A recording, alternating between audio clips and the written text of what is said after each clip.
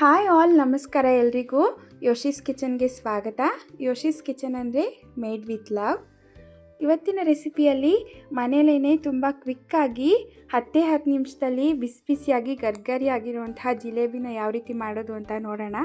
Evening time snacks ಆಗಿ ಸಹ ತಿನ್ಬೋದು. ಮೊದಲಿಗೆ ನಾನಿಲ್ಲಿ ಸಕ್ಕರೆ ಪಾಕನ ಮಾಡ್ಕೋತಾ ಇದ್ದೀನಿ. ಸಕ್ಕರೆ ಪಾಕಕ್ಕೆ 2 ಕಪ್ನಷ್ಟು ಸಕ್ಕರೆನ ತೊಗೊಳ್ತಾ ಇದ್ದೀನಿ.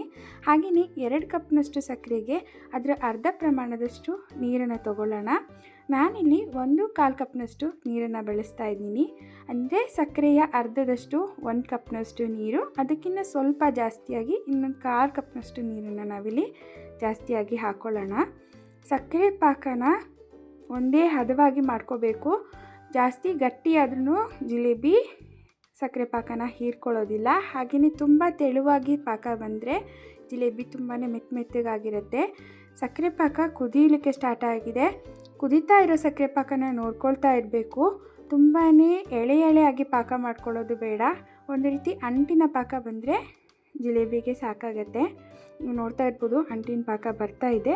ನಾನಿಲ್ಲಿ ಒಂದು 2ರಿಂದ 3 ಏಲಕ್ಕಿ ಕಾಯಿನ ಜಜ್ಜಿಬಿಟ್ಟು ಸಕ್ಕರೆ ಪಾಕಕ್ಕೆ ಸೇರಿಸ್ಕೊಳ್ತಾ ಇದ್ದೀನಿ. ಇವಾಗ ಸಕ್ಕರೆ ಪಾಕ ಜಿಲೇಬಿಗೆ ಹದವಾಗಿ ಆಗಿದೆ. ಇದನ್ನು ಮುಚ್ಚಿಟ್ಕೊಳ್ಳೋಣ. ಜಿಲೇಬಿಗೆ ಹಿಟ್ಟನ್ನು ರೆಡಿ ಮಾಡ್ಕೋಬೇಕು. 1 ಕಪ್ಪಷ್ಟು ಮೈದಾ ಹಿಟ್ಟನ್ನು ತೊಗೊಳ್ತಾ ಇದ್ದೀನಿ. ಇದು ಒಂದು ಪುಟಾಣಿ ಕಪ್ನಷ್ಟು ಮೈದಾ ಹಿಟ್ಟಲ್ಲಿ ತುಂಬಾ ಜಿಲೇಬಿಗಳು ರೆಡಿ ಆಗುತ್ತೆ. ಹಾಗೆಯೇ ಫುಡ್ ಕಲರ್ನ ಯೂಸ್ ಮಾಡ್ತಾ ಇದ್ದೀನಿ, ಲೆಮನ್ ಯೆಲ್ಲೋ ಫುಡ್ ಕಲರ್. ಇದು ಬೇಡ ಅಂದವರು ಕಂಪ್ಲೀಟ್ಲಿ ಆಪ್ಷನಲ್, ಸ್ಕಿಪ್ ಸಹ ಮಾಡ್ಕೋಬೋದು. ಹಾಗೆಯೇ ಮೇನ್ ಇಂಗ್ರೀಡಿಯೆಂಟ್ ಆಗಿ ನಾನಿಲ್ಲಿ ಬೇಕಿಂಗ್ ಪೌಡರ್ನ ಬಳಸ್ತಾ ಇದ್ದೀನಿ. ಬೇಕಿಂಗ್ ಪೌಡರ್ ಹಾಕೋದ್ರಿಂದ ಜಿಲೇಬಿ ತುಂಬಾ ಕ್ರಿಸ್ಪಿಯಾಗಿ ಬರುತ್ತೆ. ಇಲ್ಲಿ ಯಾವುದೇ ರೀತಿಯಾಗಿ ಅಡುಗೆ ಸೋಡಾ ಅಥವಾ ಈನೋ ಪೌಡರ್ನ ಬಳಸೋವಂಥ ಅವಶ್ಯಕತೆ ಇರೋದಿಲ್ಲ. ಅದ್ರ ಜೊತೆಗೆ ನಾನಿಲ್ಲಿ 3 ಸ್ಪೂನ್ನಷ್ಟು ಮೊಸರನ್ನ ಬಳಸ್ತಾ ಇದ್ದೀನಿ. ಮೊಸರು ಹಾಕೋದ್ರಿಂದ ಜಿಲೇಬಿ ಕನ್ಸಿಸ್ಟೆನ್ಸಿ ನೀಟಾಗಿ ಬರುತ್ತೆ. ಹಾಗೆಯೇ ಟೇಸ್ಟು ಚೆನ್ನಾಗಿರುತ್ತೆ. ಆದಷ್ಟು ಹುಳಿ ಮೊಸರನ್ನ ಬಳಸೋಕ್ಕೆ ಟ್ರೈ ಮಾಡಬೇಕು. ಜೊತೆಗೆ ಸ್ವಲ್ಪ ಉಪ್ಪು, ಚಿಟಿಕೆಯಷ್ಟು ಉಪ್ಪನ್ನು ಸಹ ಬಳಸ್ತಾ ಇದ್ದೀನಿ. ಇದೆಲ್ಲವನ್ನು ಹಾಕಿದ ನಂತರ ನೀಟಾಗಿ ಸ್ವಲ್ಪನೇ ನೀರನ್ನ ಹಾಕ್ಕೊಂಡು ಹಿಟ್ಟನ್ನು ತಯಾರಿಸ್ಕೋಬೇಕು. ಯಾವುದೇ ರೀತಿ ಗಂಟಿಲ್ದಿರೋ ಹಾಗೆ ಸ್ವಲ್ಪನೇ ನೀರನ್ನ ಹಾಕ್ಕೊಳ್ತಾ ಹಿಟ್ಟನ್ನು ತಯಾರು ಮಾಡ್ಕೊಳ್ಳೋಣ. ಜಿಲೇಬಿಗೆ ಹಿಟ್ಟು ಈ ರೀತಿಯಾಗಿ ರೆಡಿ ಮಾಡ್ಕೋಬೇಕು. ಅಂದರೆ ಮೇಲಿಂದ ಎತ್ತಿ ಹಿಟ್ಟನ್ನು ಹೀಗೆ ಬಿಡ್ತಾ ಇದ್ದರೆ ಯಾವುದೇ ರೀತಿ ಕಟ್ ಆಗದಿರೋ ಥರ ನೀಟಾಗಿ ಒಂದೇ ಫ್ಲೋಲ್ಲಿ ಹಿಟ್ಟು ಬೀಳ್ತಾ ಇದ್ದರೆ ಜಿಲೇಬಿಗೆ ಪರ್ಫೆಕ್ಟಾಗಿ ಹಿಟ್ಟು ರೆಡಿಯಾಗಿದೆ ಅಂತ ಅರ್ಥ. ನೀವು ವಿಡಿಯೋದಲ್ಲಿ ನೋಡ್ತಾ ಇರ್ಬೋದು, ಈ ರೀತಿ ಕನ್ಸಿಸ್ಟೆನ್ಸಿಲಿ ಜಿಲೇಬಿಗೆ ಹಿಟ್ಟು ರೆಡಿಯಾದರೆ ಸಾಕು.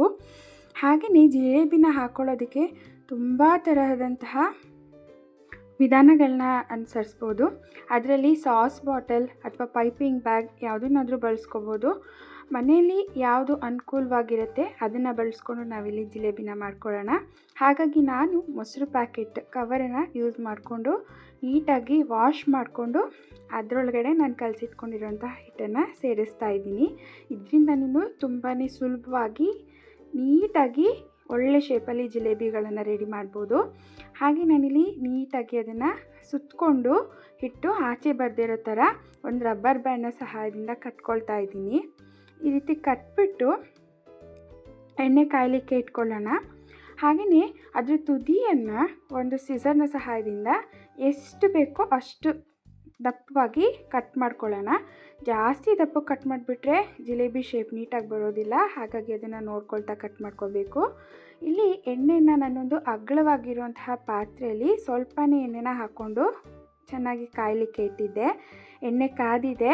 ಹೀಗೆ ಜಿಲೇಬಿಗಳನ್ನ ಹಾಕ್ತಾಯಿದ್ರೆ ಜಿಲೇಬಿ ಒಂದರಿಂದ ಒಂದು ತೇಳ್ತಾ ಮೇಲೆ ಬರಬೇಕು. ಆ ರೀತಿಯಾಗಿ ಎಣ್ಣೆನ ನಾವು ಬಿಸಿ ಮಾಡ್ಕೋಬೇಕಾಗುತ್ತೆ. ನೋಡ್ತಾ ಇರ್ಬೋದು, ಮೊಸರು ಪ್ಯಾಕೆಟಲ್ಲಿನೂ ಇದೇ ರೀತಿಯಾಗಿ ಜಿಲೇಬಿಗಳು ಬರ್ತಾ ಇದೆ. ಹಾಗೆಯೇ ಜಿಲೇಬಿಗಳನ್ನು ಹಾಕೋದು ಒಂದು ಕಲೆ ಅಂತಲೇ ಹೇಳ್ಬೋದು. ಎಷ್ಟೇ ಸರಿ ಟ್ರೈ ಮಾಡಿದ್ರೂ ಪರ್ಫೆಕ್ಷನ್ ಅನ್ನೋದು ಹಾಕ್ತಾನೆ ಬರುತ್ತೆ. ಒಂದೊಂದು ಸರಿ ಹೇಳಲಿಕ್ಕೆ ಆಗೋದಿಲ್ಲ. ಈ ರೀತಿಯಾಗಿ ಶೇಪ್ ಚೇಂಜ್ ಆದರೂ ಆಗ್ಬೋದು. ಶೇಪ್ ಮುಖ್ಯ ಅಲ್ಲ, ಜಿಲೇಬಿನ ಟೇಸ್ಟ್ ಮುಖ್ಯ. ಮಿಕ್ಕಿರೋಂಥ ಹಿಟ್ಟಲ್ಲಿ ಇದೇ ರೀತಿಯಾಗಿ ಜಿಲೇಬಿಗಳನ್ನ ತಯಾರು ಮಾಡ್ಕೊಳ್ಳೋಣ. ಹಾಗೆಯೇ ಮೇಲಿಂದ ಕೆಳಗಡೆ ಹಾಗೆ ತಿರುಗಿಸ್ತಾ ಗಟ್ಟಿಯಾಗಿ ಜಿಲೇಬಿ ಬೇಯೋ ತನಕ, ಕ್ರಿಸ್ಪಿ ಆಗೋ ತನಕ ಬೇಯಿಸ್ಕೊಳ್ತಾ ಇರಬೇಕು. ಜಿಲೇಬಿ ಕ್ರಿಸ್ಪಿ ಆಗಿದ್ದಷ್ಟು ತಿನ್ನೋದಕ್ಕೆ ತುಂಬ ರುಚಿಯಾಗಿ ಬರುತ್ತೆ. ಎಲ್ಲ ಜಿಲೇಬಿಗಳು ಬೆಂದಾಗಿದೆ. ಈಗ ಜಿಲೇಬಿನ ಬಿಸಿ ಇದ್ದಾಗಲೇ ಬಿಸಿಯಾಗಿರುವಂತಹ ಸಕ್ಕರೆ ಪಾಕಕ್ಕೆ ಎತ್ತು ಹಾಕ್ಕೊಳ್ಳೋಣ. ಸಕ್ಕರೆ ಪಾಕ ಆದಷ್ಟು ವಾರ್ಮ್ ಆಗಿರಬೇಕು. ಸಕ್ಕರೆ ಪಾಕ ಹಾಗೆಯೇ ಜಿಲೇಬಿ ಎರಡೂ ಬಿಸಿ ಇದ್ದಾಗ ಆದಷ್ಟು ಬೇಗನೆ ಜಿಲೇಬಿ ಸಕ್ಕರೆ ಪಾಕನ ಹೀರ್ಕೊಳ್ಳುತ್ತೆ. ನೋಡ್ತಾ ಇರ್ಬೋದು, ಒಂದು 10 ರಿಂದ 15 ಸೆಕೆಂಡಷ್ಟು ಕಾಲ ಜಿಲೇಬಿಗಳನ್ನ ಸಕ್ಕರೆ ಪಾಕದಲ್ಲಿ ಮುಳುಗಿಸ್ಕೊಳ್ತಾ ಎತ್ಕೊಂಡ್ರೆ ಮುಗೀತು. ಜಿಲೇಬಿ ತುಂಬಾ ಜ್ಯೂಸಿಯಾಗಿ ಸಕ್ಕರೆ ಪಾಕನೆಲ್ಲ ಹೀರ್ಕೊಂಡಿರುತ್ತೆ. ಹಾಗೆಯೇ ಆ ಶೈನಿಂಗ್ ಟೆಕ್ಸ್ಚರು ಕೂಡ ಫಾರ್ಮ್ ಆಗುತ್ತೆ ಜಿಲೇಬಿ ಮೇಲೆ. ತುಂಬಾ ಕ್ರಿಸ್ಪಿಯಾಗಿ ತುಂಬಾ ಜ್ಯೂಸಿಯಾಗಿ ಬರುತ್ತೆ ಫ್ರೆಂಡ್ಸ್ ಜಿಲೇಬಿ. ಮನೇಲೇ ಈ ರೀತಿ ಟ್ರೈ ಮಾಡ್ತಾ ಬಂದರೆ ನಿಮಗೂ ಜಿಲೇಬಿ ಶೇಪ್ ಪರ್ಫೆಕ್ಷನ್ನು ಬರುತ್ತೆ. ನೋಡಿದ್ರಲ್ಲ ಯಾವ ರೀತಿ ಮನೇಲಿ ಕ್ವಿಕ್ಕಾಗಿ 10 ನಿಮಿಷದಲ್ಲಿ ಸ್ವೀಟ್ ತಿನ್ನಬೇಕು ಅಂತ ಅನ್ನಿಸಿದ ಕೂಡಲೇ ಜಿಲೇಬಿನ ಯಾವ ರೀತಿ ಮಾಡ್ಬೋದು ಅಂತ. ಹಾಗೆಯೇ ನಾನಿಲ್ಲಿ ಅಲಂಕಾರಕ್ಕೋಸ್ಕರ ಪಿಸ್ತಾನ ಯೂಸ್ ಮಾಡ್ತಾಯಿದ್ದೀನಿ ಮತ್ತು ಕೇಸರಿನ ಸಹ ಬಳಸಿದ್ದೀನಿ. ಹಾಗೆಯೇ ತುಂಬಾ ಕ್ರಿಸ್ಪಿಯಾಗಿ ಬಂದಿದೆ, ನೋಡ್ತಾ ಇರ್ಬೋದು. ಅದ್ರ ಜೊತೆಗೆ ಒಳಗಡೆ ತುಂಬಾ ಜ್ಯೂಸಿಯಾಗಿ ಸಕ್ಕರೆ ಪಾಕನೂ ಸಹ ಜಿಲೇಬಿ ಹೀರ್ಕೊಂಡಿದೆ. ಈವ್ನಿಂಗ್ ಟೈಮ್ ಸ್ನ್ಯಾಕ್ಸ್ಗಂತೂ ಮಾಡಿಸ್ದಾಗಿದೆ ಜಿಲೇಬಿ ಅನ್ನೋ ಸ್ವೀಟು. ಮನೇಲೇ ಮಾಡಿಕೊಂಡು ಮನೆಯವರೆಲ್ಲ ಕೂತ್ಕೊಂಡು ತಿಂತಾಯಿದ್ರೆ ಅದ್ರ ಖುಷಿನೇ ಬೇರೆ ಅಲ್ವಾ. ಹಾಗೆಯೇ ರೆಸಿಪಿ ಇಷ್ಟ ಆದಲ್ಲಿ ಕಮೆಂಟ್ ಮೂಲಕ ನಮಗೆ ತಿಳಿಸೋದನ್ನು ಮರಿಬೇಡಿ. ಚಾನಲ್ಗೆ ದಯವಿಟ್ಟು ಸಬ್ಸ್ಕ್ರೈಬ್ ಮಾಡ್ಕೊಳ್ಳಿ, ಲೈಕ್ ಮಾಡಿ, ಕಮೆಂಟ್ ಮಾಡಿ ಮತ್ತು ಆದಷ್ಟು ಶೇರ್ ಮಾಡಿ. ಮತ್ತೆ ಸಿಗೋಣ ಮುಂದಿನ ವಿಡಿಯೋದಲ್ಲಿ. ಅಲ್ಲಿ ತನಕ ನಮಸ್ಕಾರ.